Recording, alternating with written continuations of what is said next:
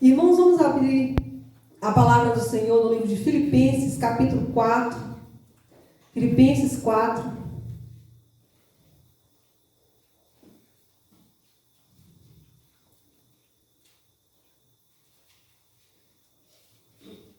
Livro de Filipenses, capítulo 4. Vamos ler até o versículo 9.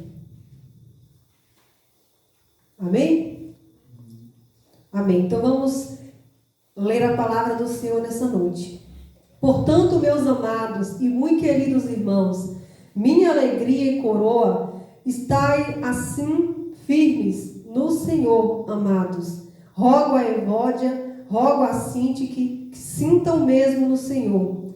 E peço-te também a ti, meu verdadeiro companheiro, que ajude essas mulheres a trabalharem comigo no Evangelho, e com Clemente e com os outros cooperadores, cujos nomes estão no livro da vida. Regozijai-vos sempre no Senhor, outra vez vos digo, regozijai-vos. Seja a vossa equidade notória a todos os homens, perto está o Senhor. Não estejais inquietos por coisa alguma, antes as vossas petições sejam em tudo conhecidas diante de Deus, pela oração e súplica com ação de graça. E a paz de Deus, que excede todo o entendimento, guardará os vossos corações e os vossos sentimentos em Cristo Jesus. Quanto ao mais, irmãos, tudo que é verdadeiro, tudo que é honesto, tudo que é justo, tudo que é puro, tudo que é amável, tudo que é de boa fama, se há alguma virtude, se há algum louvor, nisso pensai. E o que também aprendeste e recebeste, e ouviste e viste em mim, isso fazei, e o Deus de paz será convosco. Amém, Jesus. Vamos poder assentar? Vamos meditar nessa noite sobre a nossa firmeza no Senhor.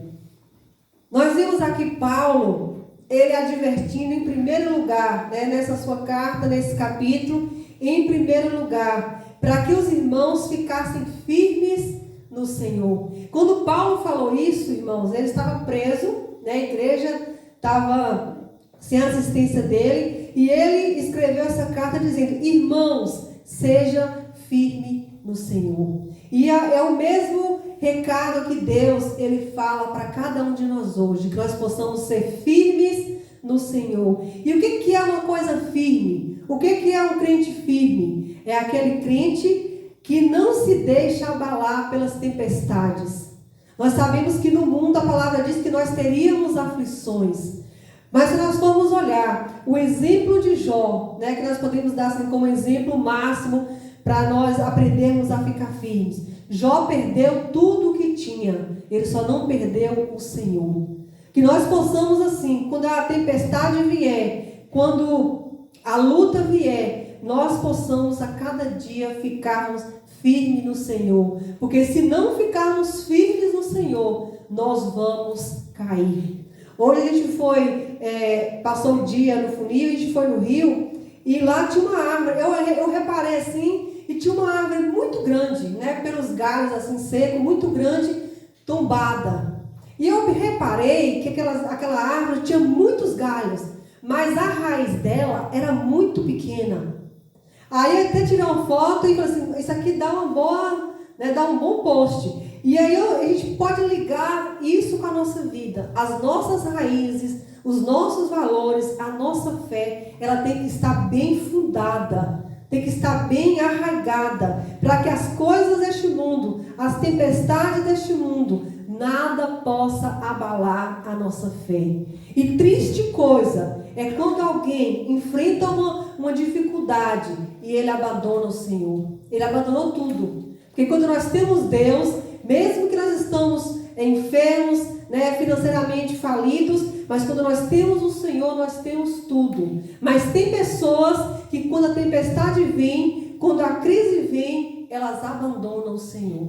Mas Paulo falou aqui, para esses irmãos, e eu creio também que toda vez que você lê essa palavra, Deus também está falando com você. Fique firme. Fique firme. Esse foi o primeiro aviso que ele deu. E em seguida, no versículo 4, ele fala: além de firmes, estejam também alegres no Senhor. O versículo 4 fala: regozijai-vos no Senhor. Outra vez vos digo, regozijai-vos. Quer dizer, alegrar no Senhor. E ele repetiu, ele deu ênfase. Quando a gente quer que alguém decore uma coisa, a gente repete para ela, né, 2, 3 vezes. E Paulo repetiu aqui: regozijai-vos no Senhor. Eu repito, digo de novo, irmãos, regozijai-vos no Senhor. Que nós possamos assim pensar, por que Paulo falou regozijar, que é o mesmo que alegrar no Senhor? Porque se nós formos olhar, talvez, como está a nossa vida, se nós formos olhar como está o mundo hoje em dia, nós nunca vamos ter motivo de alegrar com quase nada. Não vamos ter motivo de ter muitas alegrias. Porque talvez pode estar muito bem com você, mas com um familiar, com um parente, com um amigo aconteça algo e você fica triste de uma hora para outra. Mas ele falou: alegrai-vos no Senhor. A minha alegria, a sua alegria, ela tem que estar no Senhor. Por isso que a palavra de Deus diz que a alegria do Senhor, ela é a nossa força. Quando nós nos fortalecemos, quando nós nos alegremos no Senhor, nós temos forças para vencer qualquer dificuldade. E quando ele fala assim, para nós nos alegrarmos no Senhor, é porque na terra nós temos dificuldades, na terra nós temos enfermidades, na terra nós temos crise, mas no céu, o céu nunca está em crise. O céu nunca tem enfermidade. O céu nunca tem dificuldade. Então a força que nós vamos buscar para enfrentar as crises deste mundo, a enfermidade que nós muitas vezes deparamos, essa força, ela vem do Senhor. Então regozijai-vos, alegrai-vos no Senhor. E ele continua falando no versículo 5: seja a vossa equidade notória a todos os homens, perto está o Senhor. Ele falou: irmãos, talvez nós nos sentimos assim, tão abatidos às vezes, pensamos: onde está Deus? Mas Paulo aqui fala, a palavra de Deus fala que Deus está perto de nós, Deus está dentro de nós, Deus está no meio de nós. O Senhor nunca nos abandona, o Senhor nunca nos deixa só. E muitas vezes, como tem aquela história, quando a gente não consegue caminhar, Deus, ele nos pega no colo, mas ele nunca nos abandona. Ele nunca nos abandona. E ele continua falando como orar. Não estejais inquietos por coisa alguma. Ele falou aqui: não estejais inquietos por coisa alguma. Porque muitas vezes nós nos sentimos, aquela inquietude, aquela falta de paz. E ele falou: não estejais inquietos por coisa alguma. Quando fala por coisa alguma, é por nada. E o que nós temos que fazer para não ficarmos inquietos? E ele continua falando: antes, as vossas petições sejam em tudo conhecidas diante de Deus.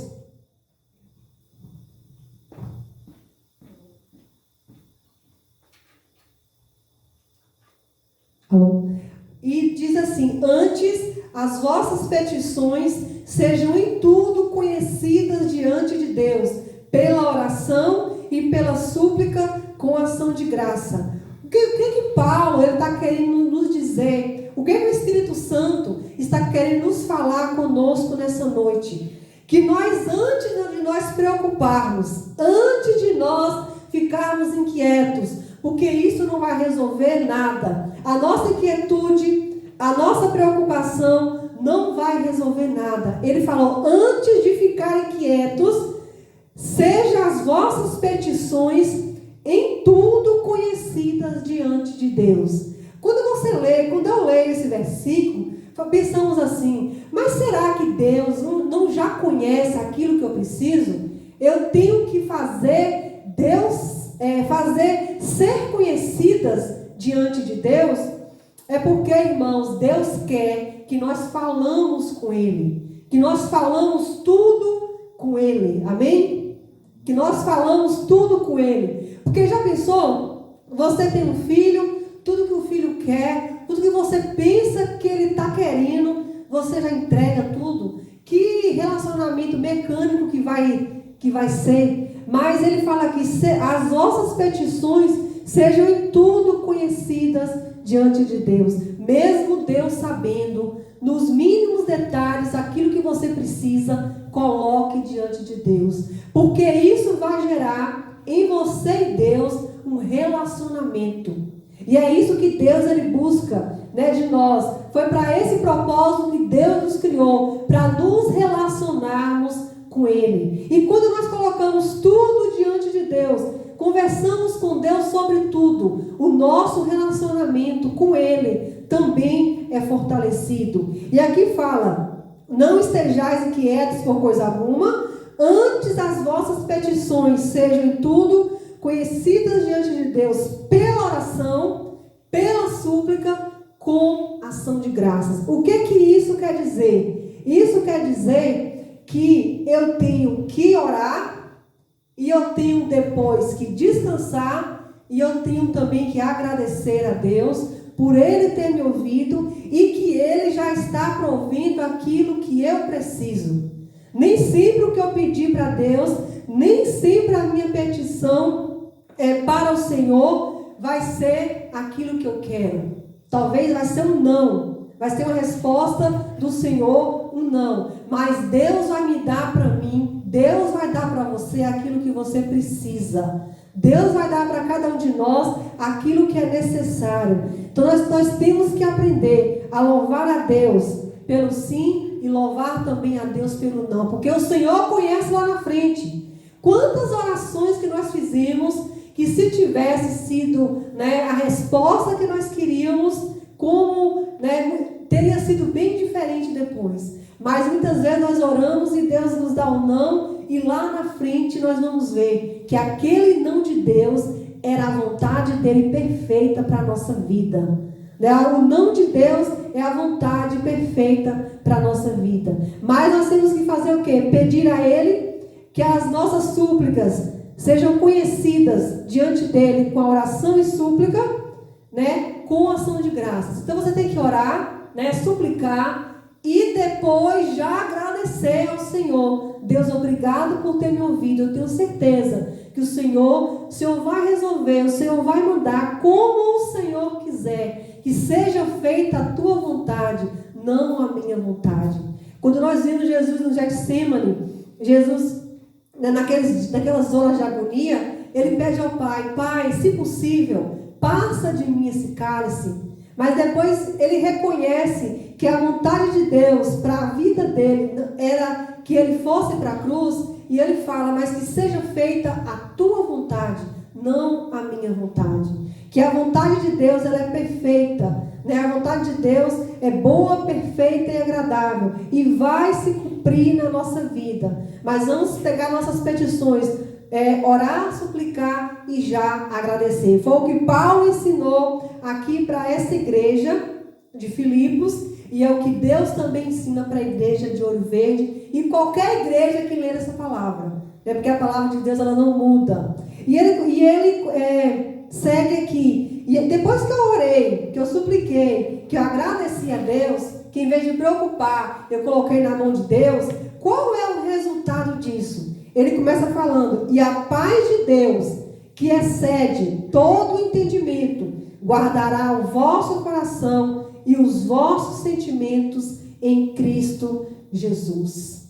Já pensou que coisa maravilhosa? Você pede a Deus, você suplica a Deus, você coloca alguma coisa nas mãos do Senhor e aquela paz que excede todo o entendimento invade o seu ser. É por isso que talvez, muitas vezes, as pessoas não entendem. Mas como que fulano, né, teve uma perda tão grande e consegue ainda, né, transbordar paz? Como é que fulano está passando por uma situação tão difícil e consegue ter paz? Porque essa pessoa colocou tudo nas mãos do Senhor e está esperando a resposta do Senhor. Duro é quando nós fazemos alguma coisa sem orar, tomamos uma decisão sem orar. Depois disso, vem o quê? aquele sentimento de culpa, né? Aquela inquietude no coração, aquela falta de paz. Quando na sua vida, no seu coração, estiver faltando paz, é que está errado. O caminho está errado. Porque Deus, né, fala assim, o apito de Deus, o sinal de Deus no nosso coração é a paz. A paz que excede todo entendimento. Guardará o meu coração e os vossos sentimentos.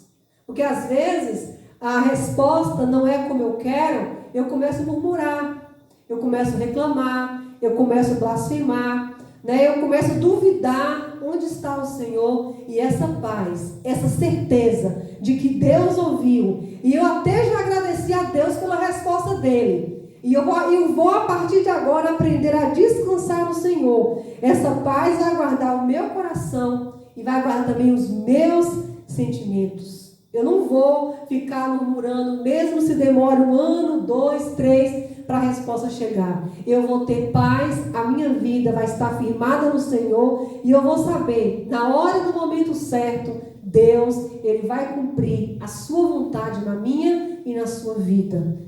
Todas as coisas de Deus, irmãos, é no momento certo.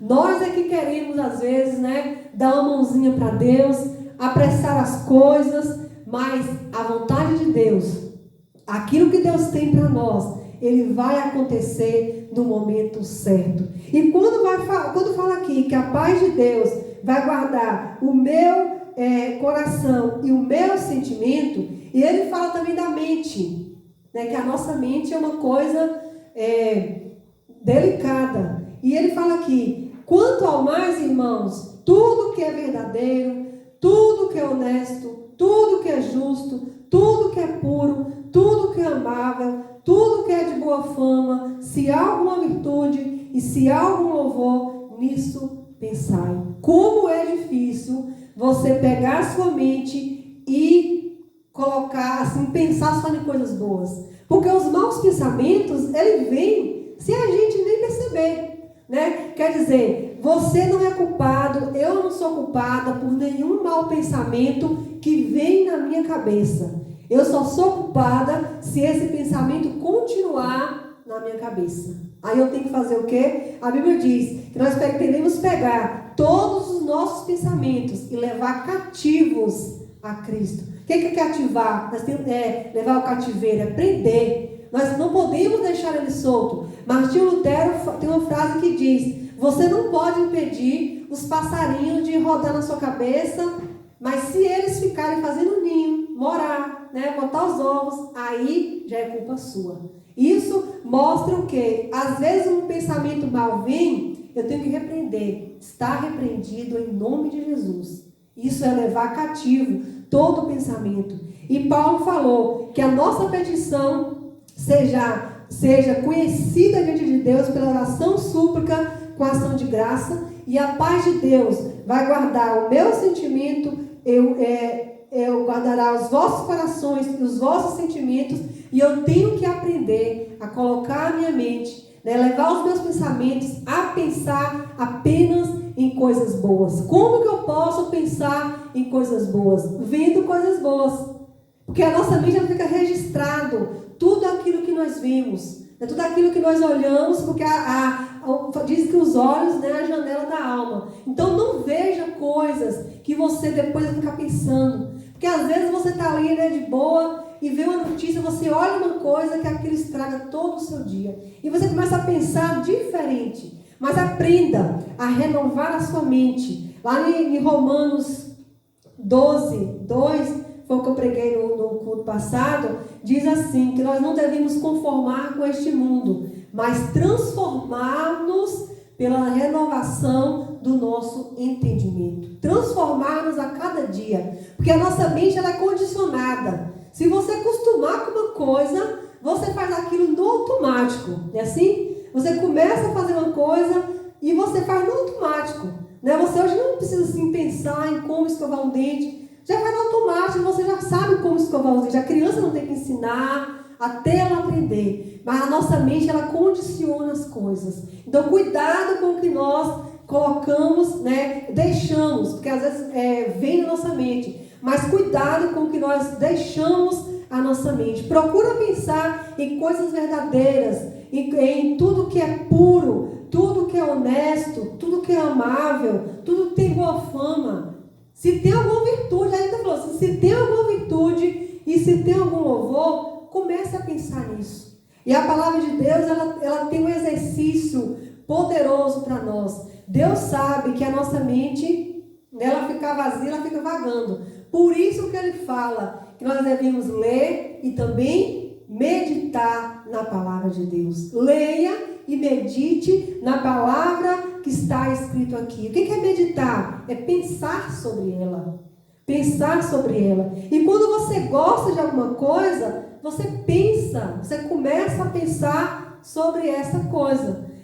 No Salmo 119, o salmista diz: ó, como eu amo a tua lei, é a minha meditação em todo dia. Então, quando eu começo a amar a palavra, a gostar da palavra, a me alimentar com a palavra, eu começo também a pensar na palavra.